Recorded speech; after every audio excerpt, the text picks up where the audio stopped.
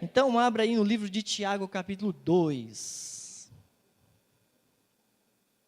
Abra a sua Bíblia. Na Epístola de Tiago, capítulo 2. A partir do verso 14.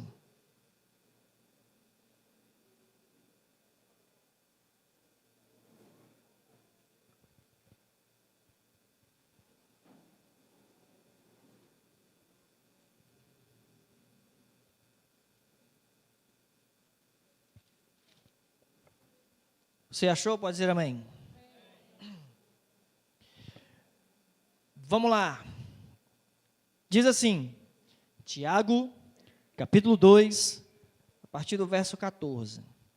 Meus irmãos, qual é o proveito se alguém disser que tem fé, mas não tiver obras? Pode acaso semelhante fé salvá-lo? Se um irmão ou uma irmã estiverem carecidos de roupa e necessitados de alimento cotidiano, e qualquer dentre vós lhe disser, ide em paz, aquecei-vos e fartai-vos, sem contudo lhes dar o necessário para o corpo, qual é o proveito disso? Assim também a fé, se não tiver obras, por si só está morta. Mas alguém dirá, tu tens fé e eu tenho obras. Mostra-me essa tua fé sem as obras, e eu com as obras te mostrarei a minha fé. Crês tu que Deus é um só? Fazes bem, até os demônios creem e tremem. Queres, pois, ficar certo, ó homem insensato, de que a fé sem obras é inoperante? Não foi por obras que Abraão, o nosso pai, foi justificado quando ofereceu sobre o altar o próprio filho, Isaque? Vês como a fé operava juntamente com as suas obras? Com efeito, foi pelas obras que a fé se consumou e se cumpriu a Escritura, a qual diz, ora, Abraão creu em Deus e isso lhe foi imputado para a justiça. E foi chamado amigo de Deus. Verificais que uma pessoa é justificada por obras e não por fé somente. De igual modo, não foi também justificado por obras a meretriz Raabe, quando acolheu os emissários e os fez partir por outro caminho? Porque assim como o corpo sem espírito é morto, assim também a fé sem obras é morta. Amém? Vamos orar. Grande Deus, precioso e eterno Pai, te louvamos e engrandecemos o teu nome, ó Pai, nessa noite, pois só o Senhor é Deus, só o Senhor é santo, tu és o soberano acima de tudo e de todos. O Senhor é adorado e exaltado nesse lugar, tu és digno de toda adoração. Tu és o desejado das nações, tu és o desejado da nossa alma. Pai, vem saciar-nos nessa noite, a sede e a fome que temos da Tua presença, a sede e a fome que temos da Tua palavra, de ouvir a Tua voz, de sentir a Tua presença, de sentir o mover do Teu Espírito Santo. Que nesse instante, que a Tua palavra será ministrada, ó Deus, que seja a voz profética nesse lugar, trazendo, Senhor Deus, confrontação aos nossos corações, admoestação, correção, para que os frutos de justiça possam brotar, Senhor, possam surgir nas vidas de cada um de nós. Eu te peço em nome do Senhor Jesus. Amém. Amém. Glória a Deus. Fé e obras, meus irmãos. Esse texto de fé e obras que Tiago escreve, é um texto que já por si só traz uma certa discussão e muita gente, de forma equivocada, coloca esse texto como se estivesse contradizendo ou estivesse em contradição, principalmente com a teologia paulina, com aquilo que Paulo fala, com aquilo que Paulo escreve, ou deixou escrito como doutrina para nós, a doutrina da justificação, que é a justificação pela fé. Mas, ao contrário disso, não existe nenhuma contradição. Existe aqui, como eu anotei aqui no meu esboço, aparentemente Paulo põe a ênfase em que o homem é somente mediante a fé e que as obras absolutamente não entram nesse processo. Quando Paulo, escrevendo aos Romanos, capítulo 3, versículo 28, ele diz: concluímos, pois, que o homem é justificado pela fé sem as obras da lei.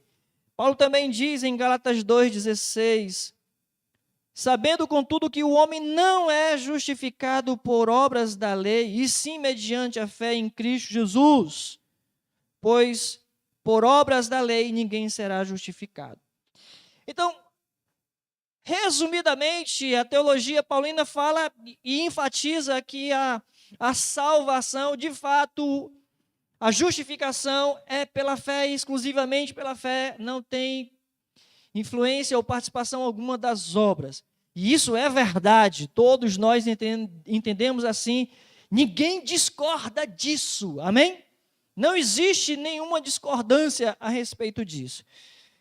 E Tiago também não vai discordar, e Paulo certamente não discordaria de Tiago. Portanto, aqueles que colocam um contra o outro estão equivocados. Então, frequentemente as pessoas colocam aí Tiago numa posição diferente da de Paulo, mas nessa noite eu quero que você entenda exatamente que eles se completam.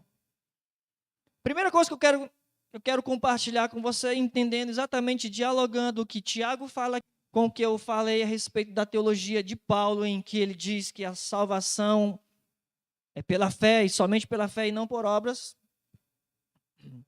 Mas eu quero que você entenda essa relação entre fé e obras que Tiago aborda aqui. Primeiro, a ênfase que Tiago dá nesse capítulo 2 sobre fé sem obras é mortas, essa ênfase que ele dá é a mesma ênfase que caracteriza todo o Novo Testamento, incluindo Paulo.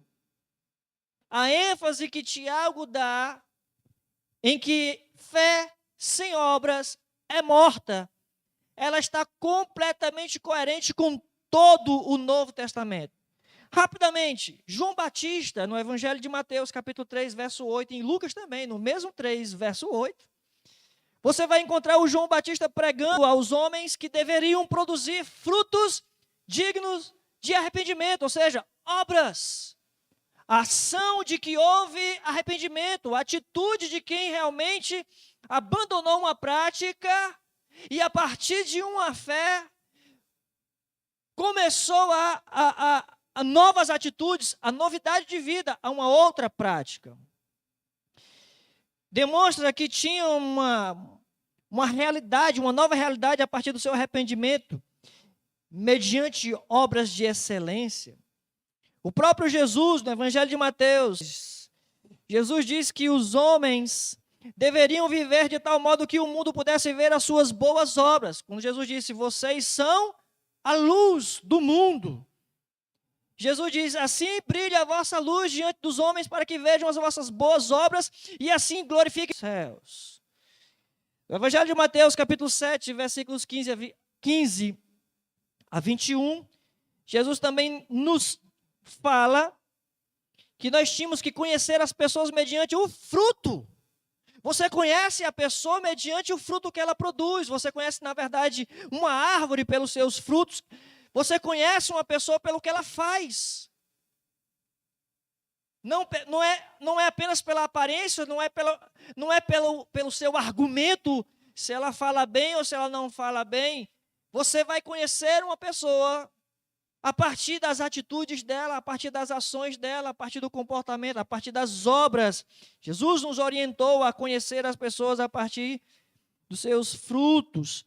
E principalmente, quando ele falou aqui a respeito de fazer a vontade do Pai.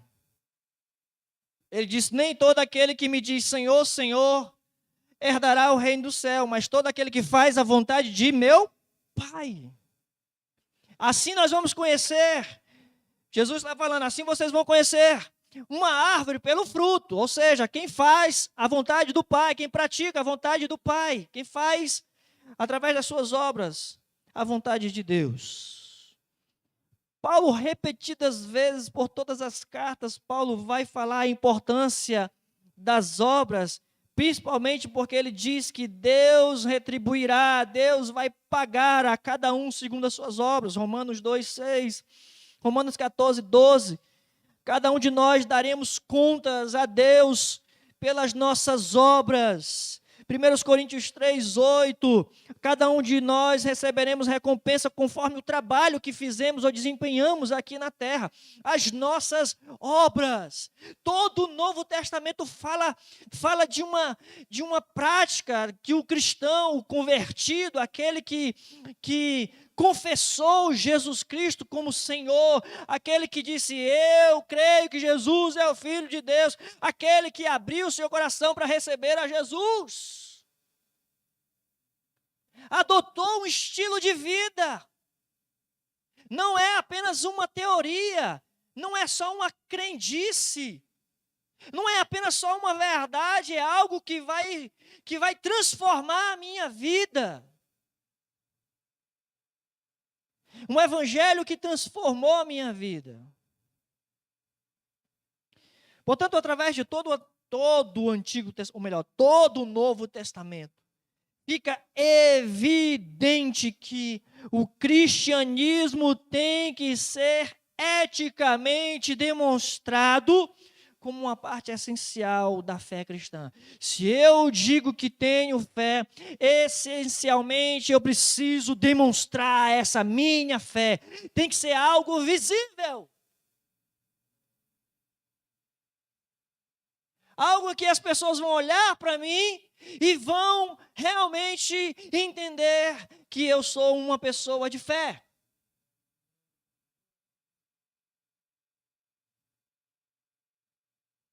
Isso seria a ética cristã.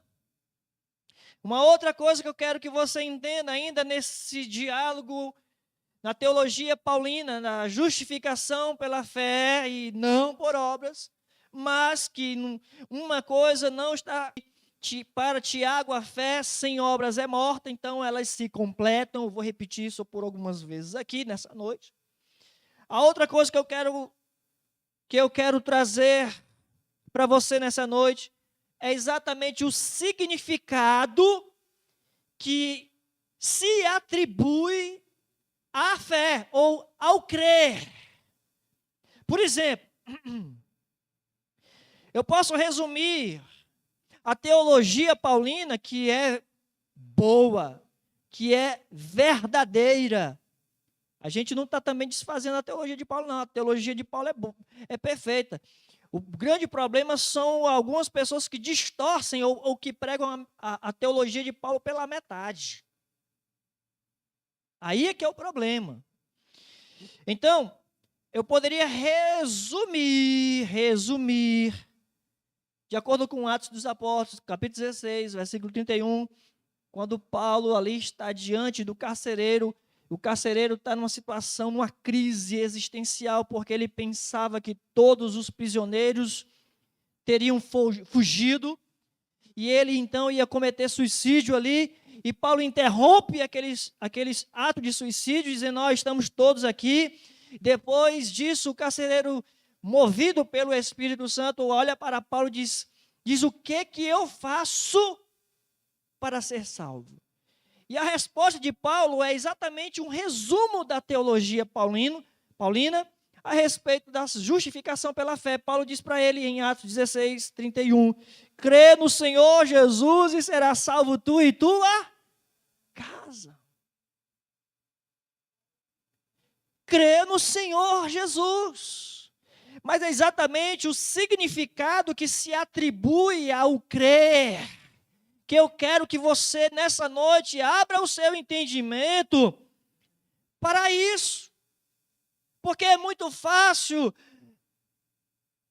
mover ou comover o seu coração, fazer você ficar sensível com palavras persuasivas e você simplesmente dizer, eu creio, pastor, já em lágrimas, eu creio.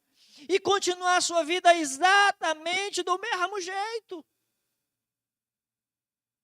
E você dá seguimento à sua vida sem mudança nenhuma. É isso que eu quero que você entenda. Portanto, pelo menos existe duas, eu vou dizer, classes de crença. Duas classes. Primeiro, crer puramente de forma intelectual.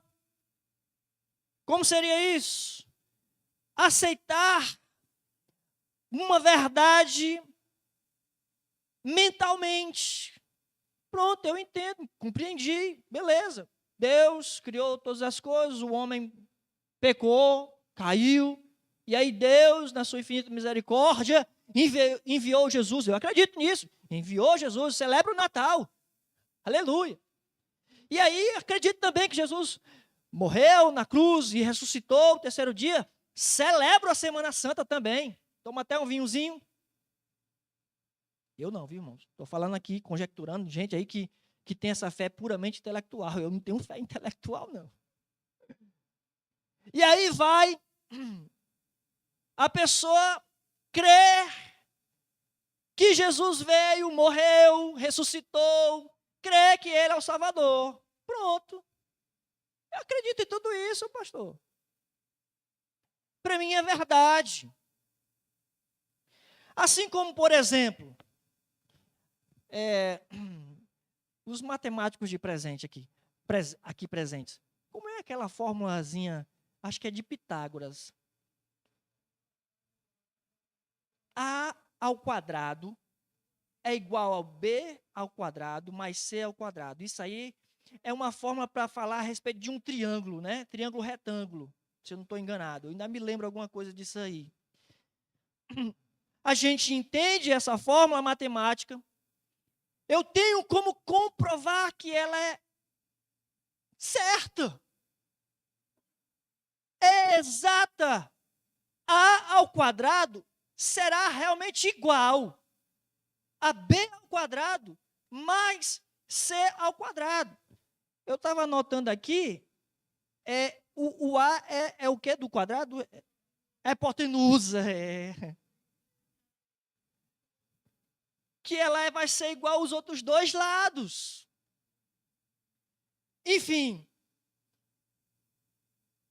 eu aceito isso como verdade. Mas eu vou dizer uma coisa, isso não faz diferença nenhuma na minha vida, não muda nada. Não paga minhas contas, não me deixa mais feliz. Pode até me deixar mais triste, porque na hora de fazer o problema, eu tenho que quebrar a cabeça e de repente eu posso até não saber. Então, enfim, isso não muda nada na minha vida. Se bem que, para alguns, na hora de fazer o Enem, vai ter que... vai mudar. Vocês estão entendendo o que eu estou querendo dizer. Não tem efeito sobre mim. É exatamente sobre essa forma de crer que Tiago está se opondo.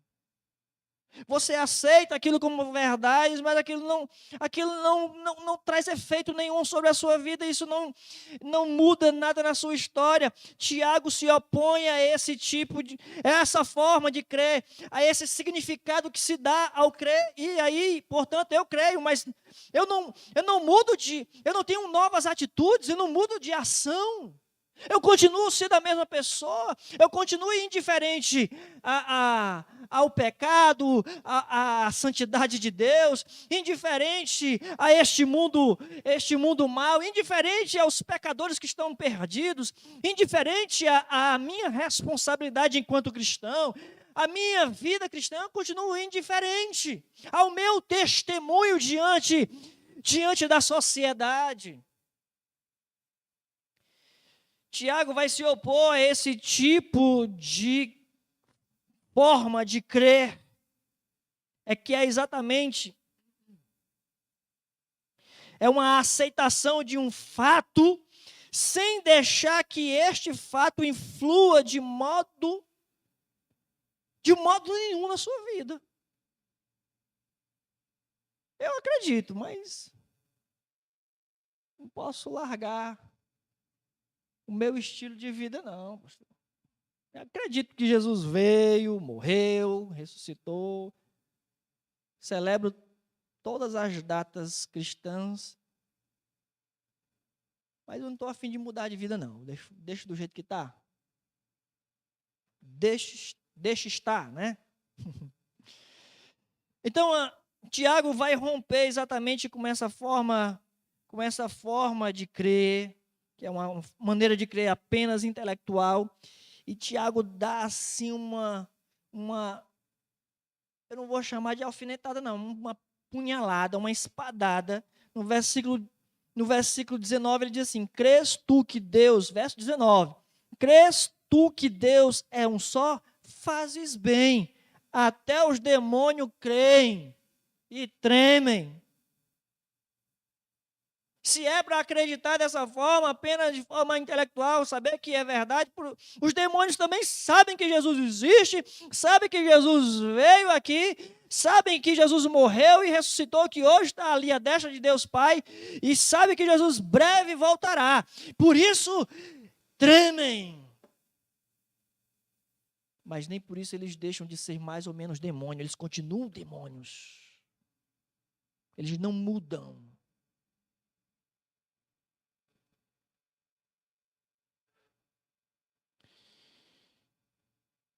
Eles creem, né? Creem na existência de Deus, mas a sua crença não mudou minimamente. Não passou a ser um demônio bonzinho, não. É cão. Para matar, roubar e destruir. Não mudou nada, nada, nada.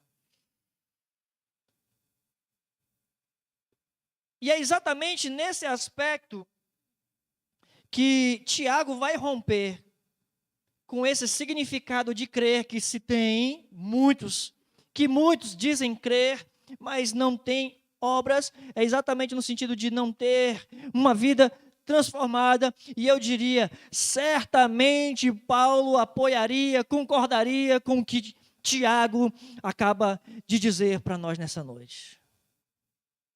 Fé sem obras é morta.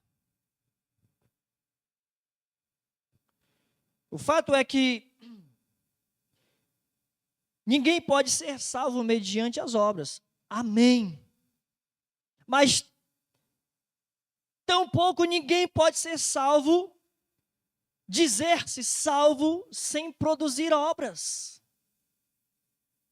Ninguém pode dizer, eu estou com Deus, eu ando com Deus, tenho um Deus na minha vida, sem demonstrar isso por meio das suas obras.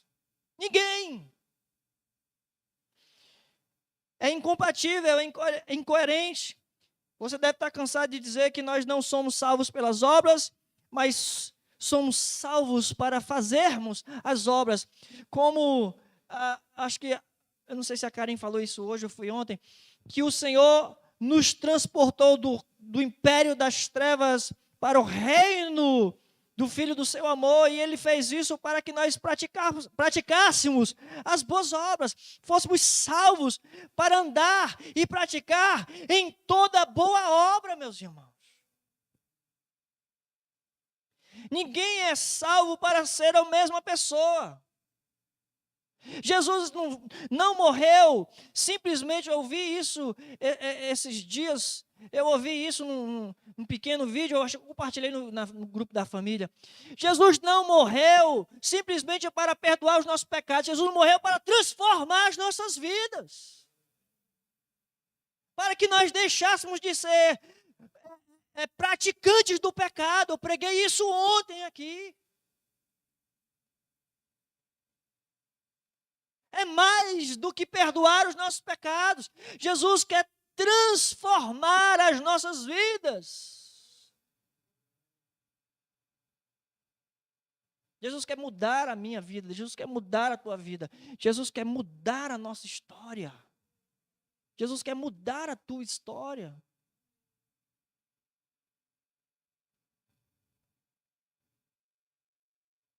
te dá um propósito, uma missão. Olha o versículo 17 lá, Tiago 2, verso 17. Tiago fala claramente: assim também a fé, se não tiver obras, por si só está morta. A fé, se não tiver obras, por si só está morta. Porque não, como o versículo 19 que já foi apresentado aqui, até os demônios creem e tremem, e eles não deixaram de ser demônios por isso. Assim então, a fé, se não tiver obras, está morta. Eu tenho que confessar ou professar uma fé e preciso praticar. Acabei de lembrar. Lembra que eu falei para ti? Eu estava em dúvidas. Quarta-feira passada, estava lendo a Bíblia e disse: eu vou pregar domingo que vem, ou nesse texto de Tiago, ou no outro texto. O outro texto é você ser praticante e não somente ouvinte. E eu depois hoje estava pensando: meu Deus, qual era o outro texto que eu queria muito pregar hoje à noite? E estava na dúvida se era ele ou se era esse. E eu não lembrava mais. Eu estava estudando o Tiago. Enfim, professar e praticar aquilo que eu acredito, praticar aquilo que eu abracei, que eu professei como fé. O Tiago aqui não vai tolerar, nesse texto, nesse capítulo 2, Tiago não vai tolerar e ele não pode, e nós não devemos tolerar exatamente uma profissão de fé sem a prática, sem a obra. Uma profissão de fé só com palavras.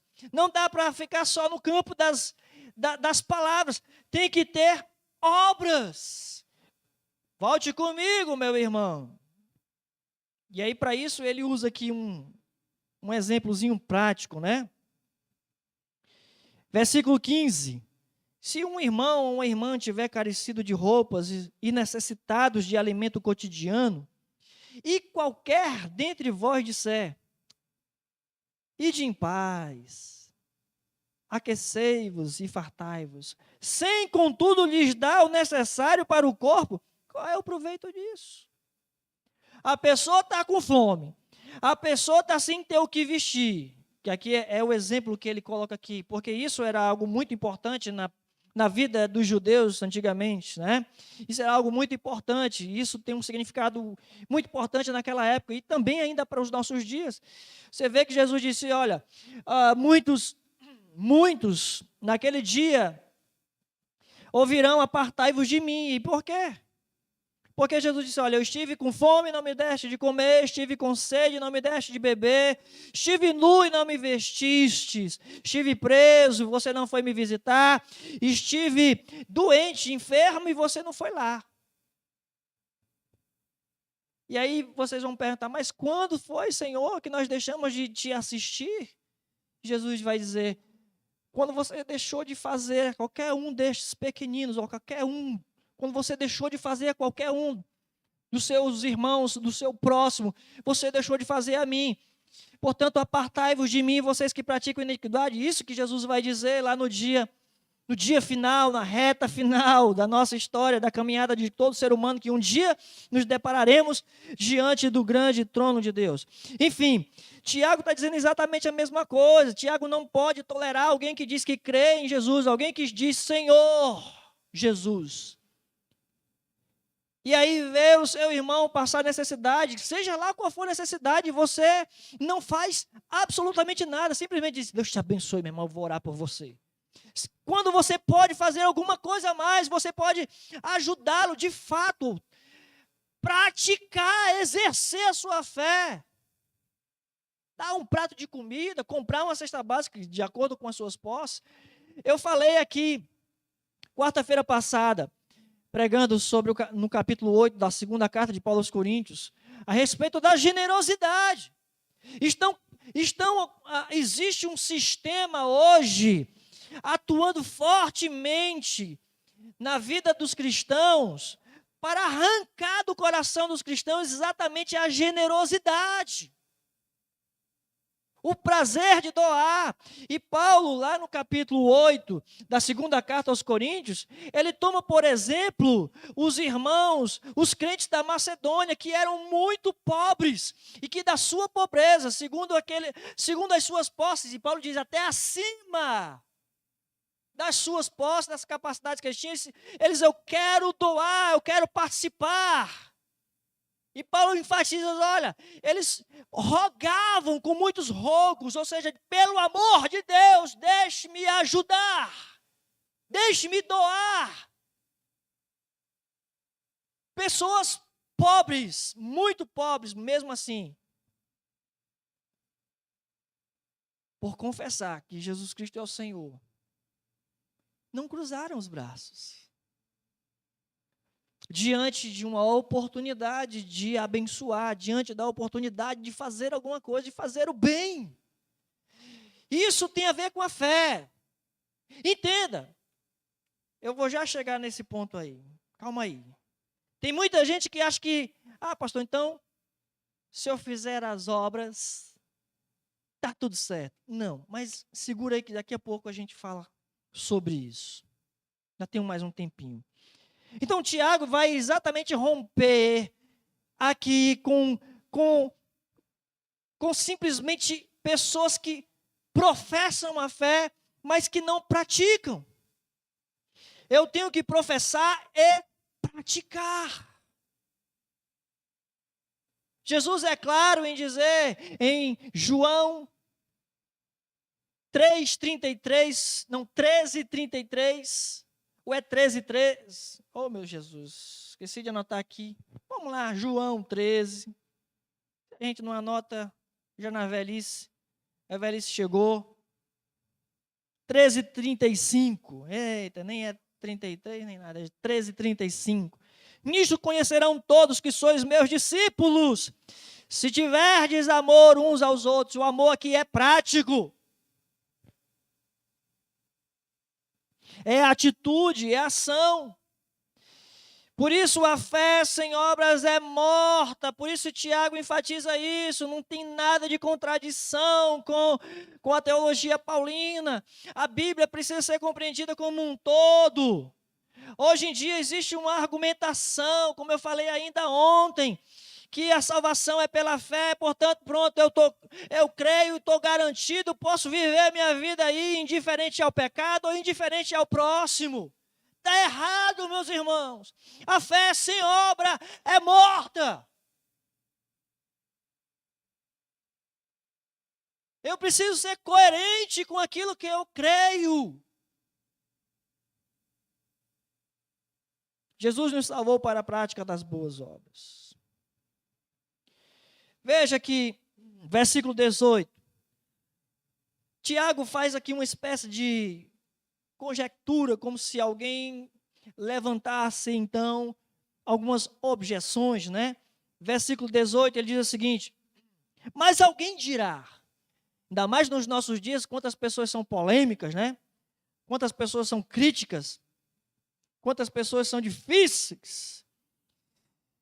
Tiago diz, mas alguém dirá, tu tens fé e eu tenho obras.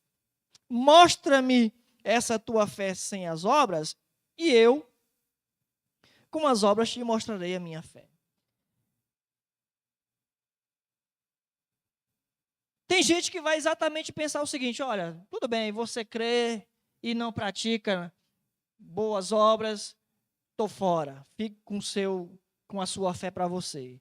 Eu prefiro do meu jeito, eu faço as minhas caridades, eu faço aqui as minhas obras e pronto. Nem uma coisa nem outra. Nem uma coisa nem outra. Ambos, sim. As duas, sim. A fé e a obra. Tiago está aqui, então, exatamente nos chamando a atenção para a gente abraçar. A fé é algo bom, como também as obras é algo bom. Então, ambos precisam ser manifestadas igualmente, perfeitamente, genuinamente, dentro da religião cristã, dentro da fé cristã. Porém, se uma mesma pessoa disser, eu tenho só fé, pastor, não faço nada, mas eu tenho fé em Deus. Ou outra pessoa diz, pastor, eu não creio não, mas eu pratico boas obras. Porque está cheio de gente aí que se diz ateu e tudo mais, mas que toma a filosofia cristã, né, como o amor ao próximo. Eu tomo a filosofia cristã como amor ao próximo. Eu adotei para mim como estilo de vida, porque é uma coisa virtuosa, é bonito e tal.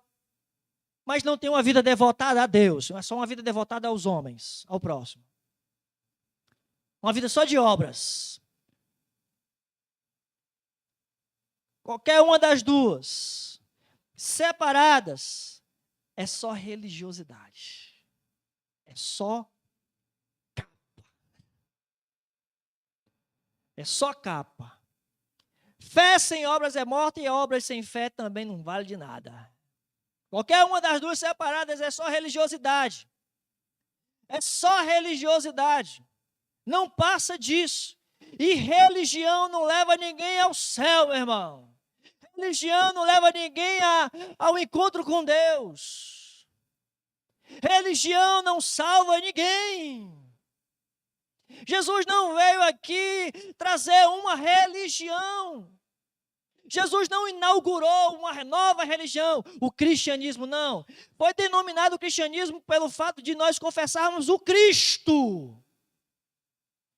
Mas Jesus veio aqui fomentar a nossa fé. Jesus veio como autor e consumador da fé. O Evangelho não é uma filosofia, o Evangelho não é uma ideologia, o Evangelho não é um pensamento, o Evangelho é poder de Deus para aquele que crê.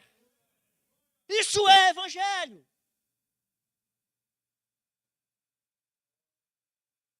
Jesus não morreu para eu continuar a mesma coisa, meu irmão.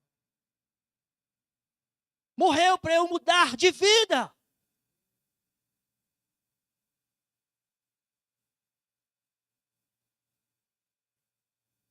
Para eu ser diferente. Para as minhas atitudes serem diferentes.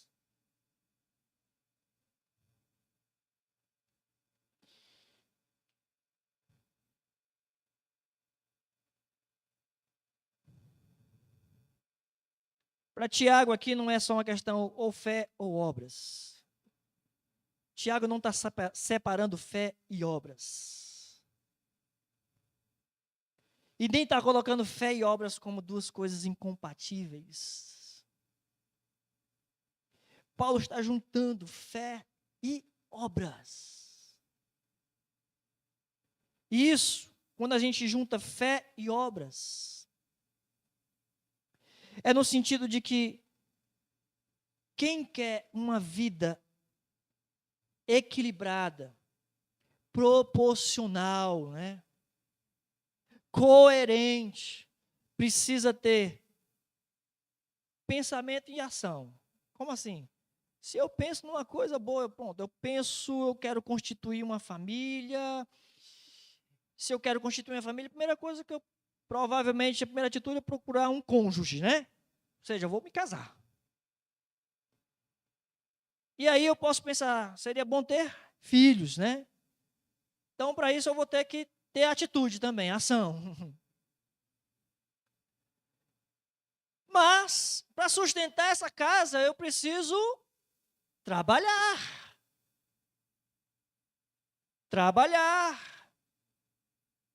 Para sustentar.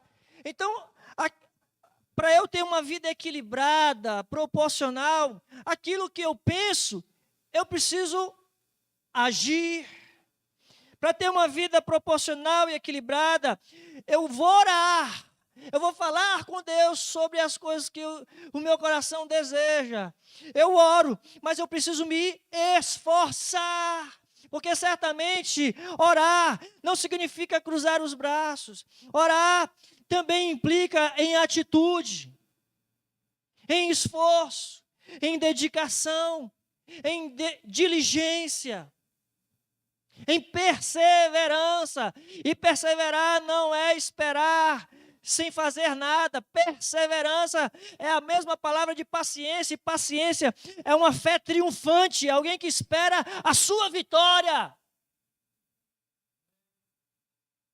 A gente ora e a gente mantém o esforço. Para a gente ter uma vida equilibrada e proporcional, nós precisamos de fé e obras. Pensamento e ação, oração e esforço, fé e obras. Se eu quero ter uma vida coerente, se eu quero ter uma vida equilibrada, se eu quero ter uma vida proporcional, aquilo que eu creio, aquilo que eu penso, aquilo que eu tenho orado, falado com Deus, aquilo que eu tenho professado como fé, como crença. Eu encerro dizendo aqui que a fé está destinada a transbordar em atitude. E a atitude só começa quando um homem tem fé. E fé numa grande causa, a causa do evangelho. O Eduardo começou o culto nessa noite falando aqui, no evangelho de Mateus, capítulo 28, versículos 19 e 20, que ele leu aqui. Jesus diz: ide por todo mundo, pregai o evangelho a toda criatura, né? Fazendo discípulos de todas as nações, ensinando-os a guardar todas as coisas que vos tenho ordenado, batizando-os em nome do Pai, do Filho e do Espírito Santo. A missão, o propósito. Então, a fé está destinada a transbordar em ação, bem como a ação só vai começar. A gente só vai ver a atitude depois de se crer em alguma coisa. Portanto, se eu não creio, é uma questão de lógica. Se eu não creio, eu não tenho atitude. Se eu não tenho atitude, é porque eu não creio. Uma coisa é indo e voltando, meu irmão.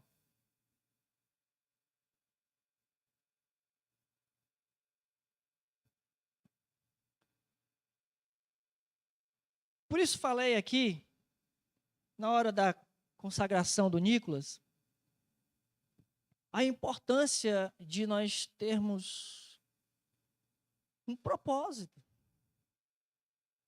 Eu acredito na família. A sociedade diz assim: a família é uma instituição falida. Eu creio que a família é um projeto de Deus, e projeto de Deus é infalível.